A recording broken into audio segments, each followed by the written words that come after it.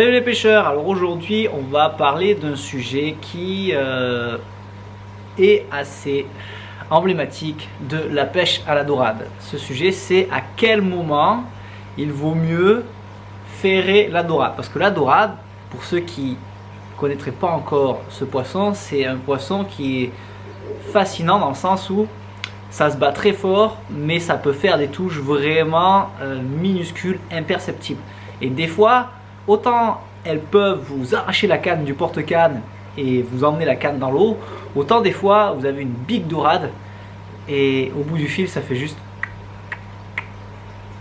Donc ça, c'est assez intéressant comme sujet. Il y a un débat, il y a beaucoup de personnes qui pensent des choses différentes et moi je vais vous donner mon avis sur la question. Je vous partage ça, des années d'expérience auprès des pêcheurs de dorade du magasin qu'on a au Cap d'Agde. Voilà, donc on va parler un peu de quand ferrer et comment ferrer efficacement une dorade. Bien sûr, déjà quand on pêche la dorade, il faut une canne vachement sensible, très souple. Pourquoi? Parce que la dorade, ça fait aussi bien des grosses touches que des touches ultra sensibles.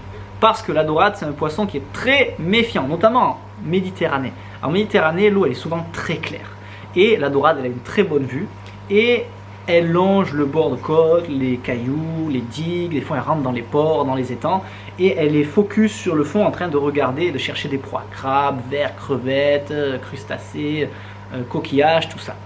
Donc elle est tout le temps en train de regarder un peu sur le fond, et ce qui se passe c'est que la dorade elle est ultra méga méfiante. Si elle voit qu'il y a quelque chose de pas naturel, elle va pas mordre. C'est-à-dire que la dorade elle vient, elle passe, elle regarde, oh ça c'est sympa, elle s'en va, elle revient, c'est encore là, oh ça me plaît. Et si elle voit quelque chose qui n'est pas habituel à son milieu naturel, s'il y a quelque chose qui brille un peu trop, ou alors s'il y a quelque chose qui n'est pas normal, elle se dit hop hop hop hop, c'est pas normal, et si c'est pas normal, c'est qu'il y a un danger, donc je mords pas.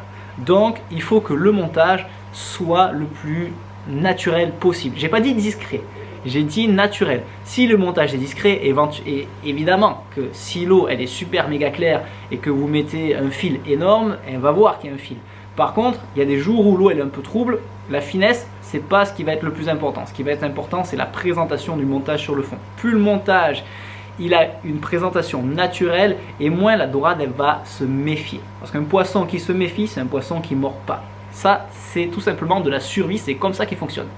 Alors la première chose qu'on a envie de regarder, c'est quand on pêche une dorade, par exemple sur une digue avec un plomb coulissant, un émerillon, un bas de ligne et tout. Donc montage posé sur le fond, un seul hameçon. Alors ça dépendra des jours. Clairement, ça vous ne pouvez pas maîtriser, c'est-à-dire il y a des jours où les poissons ils sont absolument pas actifs. Inactifs, eau froide ou mauvaise marée ou mauvaise période de lune, enfin le poisson il n'est pas actif du tout. Ce jour-là, peu importe la taille de la dorade, vous allez avoir des touches super méga discrètes. Là effectivement, si vous avez une canne souple, déjà ça vous permettra de mieux voir la touche que si vous avez une canne raide, des fois vous ne voyez pas la touche. Alors qu'avec une canne très souple, on peut voir le sion bouger. Il y a une chose à savoir, c'est que la dorade, quoi que vous fassiez, vous allez en louper. C'est un poisson ultra méga tatillon et qui a une bouche très dure. Donc avoir un matos adapté avec une canne souple et un fil de qualité discret, c'est super important.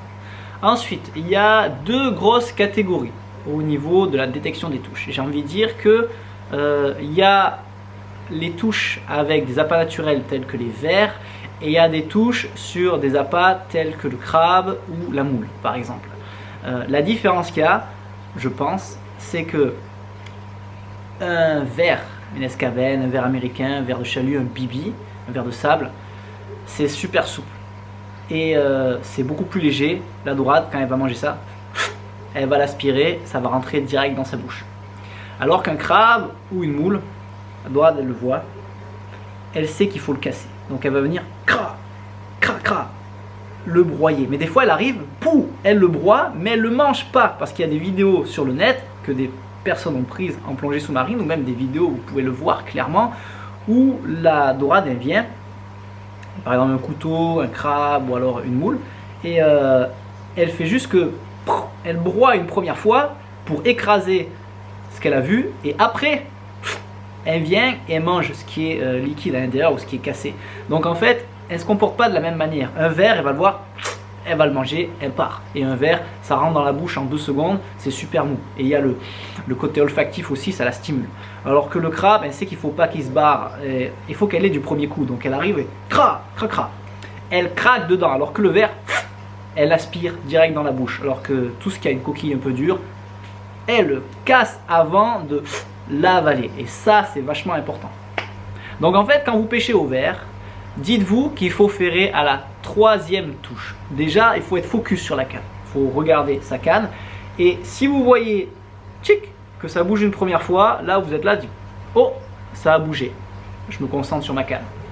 Poum, oh, ça retape, elle est bien dessus. À ce moment-là, on va saisir la canne, mais on va essayer de la saisir en ne tendant pas le fil ou en ne tirant pas sur le fil. Simplement parce que souvent les gens prennent la canne, il y a la dorade au bout, ils prennent la canne, ils bougent un peu la canne dans leurs mains, sauf qu'en fait à ce moment-là la dorade elle est sur l'appât et vous en bougeant, vous tirez un peu sur le fil, la dorade elle sent que ça bouge, elle dit wow wow wow, ça craint, il y a un truc qui n'est pas normal, elle lâche. Et ça c'est un piège. Au moment où vous attrapez la canne, essayez de l'attraper délicatement sans détendre ou retendre la ligne. C'est pas évident, je vous l'accorde, mais c'est la technique qui paye. Si vous prenez la canne et que vous tirez comme un bourrin et que vous attendez, vous pouvez attendre longtemps parce que des fois elle ne revient pas. Donc, première touche, clac, vous avez vu qu'il y a une touche. Seconde touche, wow, elle est toujours là, je saisis ma canne délicatement. Et à la 3e touche, là, vous ferrez. Normalement, quand on pêche avec des appâts souples, style verre ou couteau décortiqué, c'est une bonne stratégie.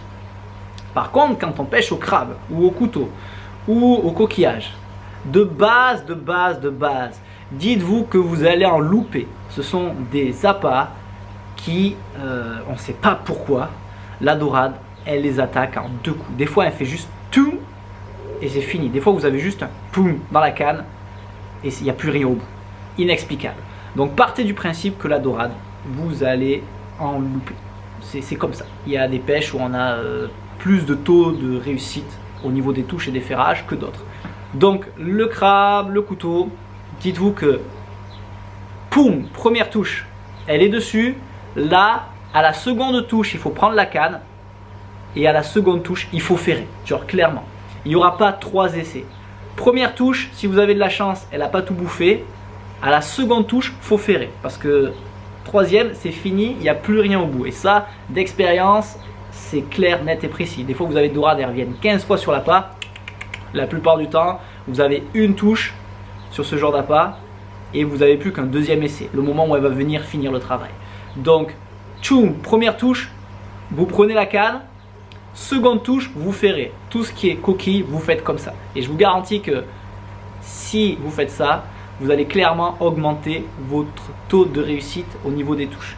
Parce qu'il y a des gens, justement, il ne faut pas ferrer au 2e coup quand on pêche aux appâts et il ne faut pas ferrer au 3e coup quand on pêche au crabe. Ça, c'est pas les mêmes appâts.